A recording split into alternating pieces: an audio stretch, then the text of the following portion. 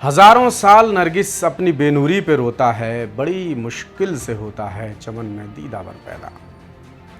मशहूर शायर अल्लामा इकबाल साहब का ये शेर आज सदियों बाद भी बड़ा प्रासंगिक है, चरितार्थ होता दिख रहा है। और मध्य प्रदेश के लिहाज से देखें तो इसके मायने और भी ज़्यादा बढ़ जाते हैं। और फिलहाल हम जिस मुद्दे की आज बात कर रहे हैं उसके मद्देनज़र एक कहावत भी याद आती है, एक तो करेला दूजे नीम चढ़ा। तो क्या है आज का मुद्दा और ये शेर व शायरी और कहावतों के जरिए हम आप तक कौन सी बात पहुंचाने की कोशिश कर रहे हैं, जानेंगे सब कुछ द सूत्र के इस खास वीडियो में। नमस्कार, मैं हूं रामकृष्ण गौतम और आप देखना शुरू कर चुके हैं द सूत्र। तो दोस्तों, बात हो रही है सरकारी भर्ती कराने वाली मध्य प्रदेश की सबसे बड़ी संवैधानिक संस्था, जिसका नाम है MPPSC, मध्य प्रदेश लोक सेवा आयोग, जिसकी परीक्षाओं के लिए सरकार नया नियम बनाने जा रही है, जिसका नाम है मध्य प्रदेश लोक सेवा आयोग परीक्षा नियम 2026।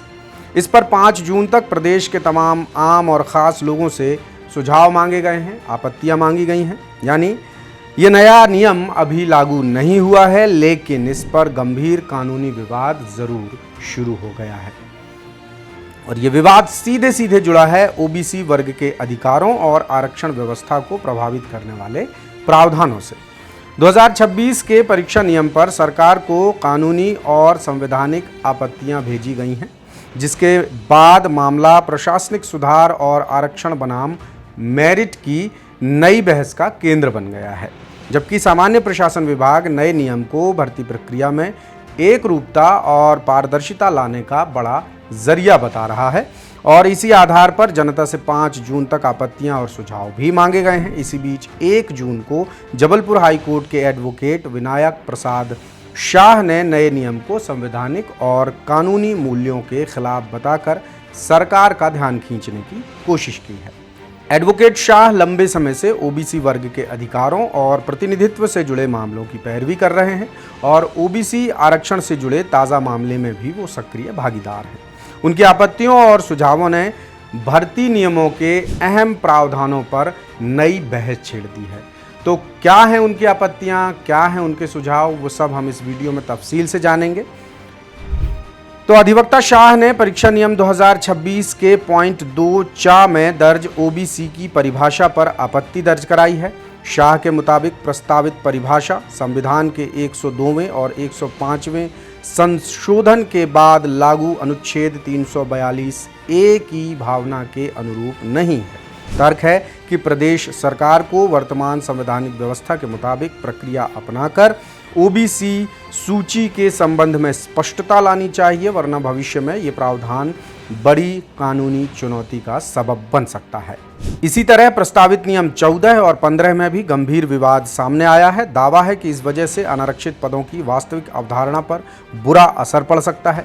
सुप्रीम कोर्ट के अलग अलग फैसलों के मुताबिक अनारक्षित पद सभी वर्गों के लिए खुले होते हैं, जिन्हें सिर्फ और सिर्फ मेरिट के आधार पर भरा जाना चाहिए।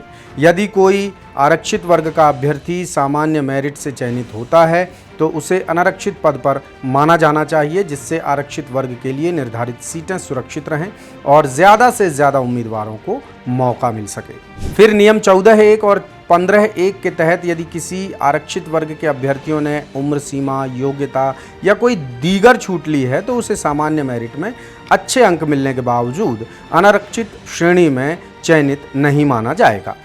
एडवोकेट शाह ने इस व्यवस्था को आरक्षण के मूल मकसद और सिद्धांत के खिलाफ बताया है। उनका कहना है कि एक तरफ सरकार प्रतिनिधित्व बढ़ाने के लिए रियायत देती है तो दूसरी तरफ उसी रियायत के आधार पर सामान्य सीटों पर चयन का मौका खत्म कर देती है, जिससे आरक्षित वर्ग के योग्य उम्मीदवारों का हित प्रभावित हो सकता है।